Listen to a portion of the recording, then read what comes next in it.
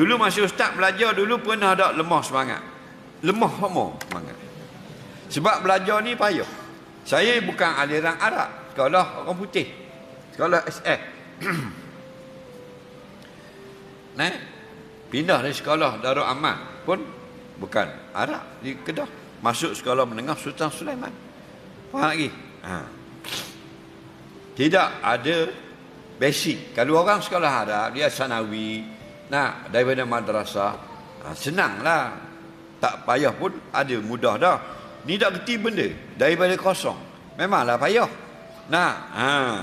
Daripada sekolah SF, dah kena ngaji daraba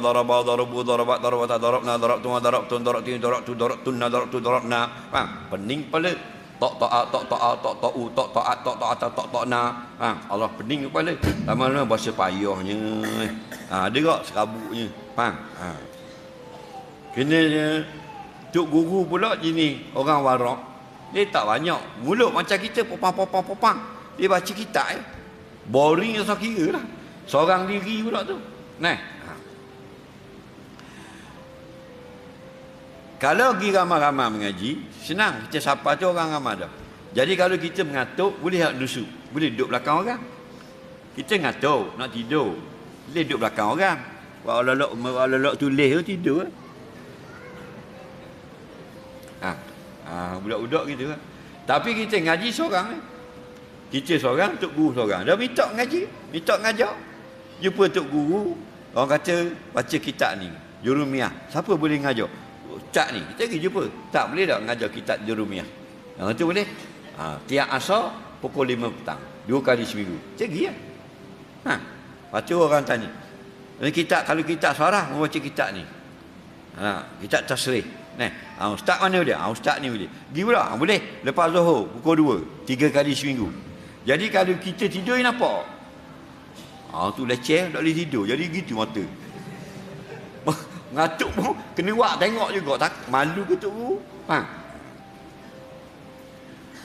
Tok Guru salah seorang ni yang betul-betul baca kitab saja.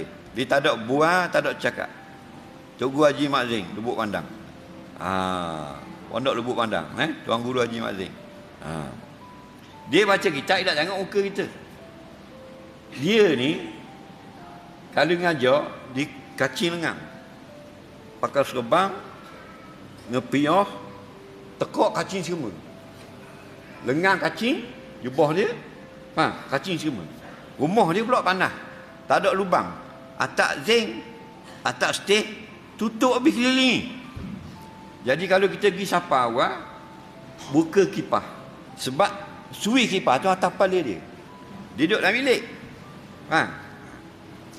Isteri dia akan buka. Pukul 9 malam, isteri dia akan buat krek, buka sikit pintu. Pun lari masuk dalam bilik. Maknanya kalau kita pergi tu, pintu tapak, jangan buka. Tanda kita boleh masuk, isteri dia akan buka pintu, krek, buka gitu sikit. Lagi nampak tu buka sikit. Baru kita boleh masuk. Kita pun masuk.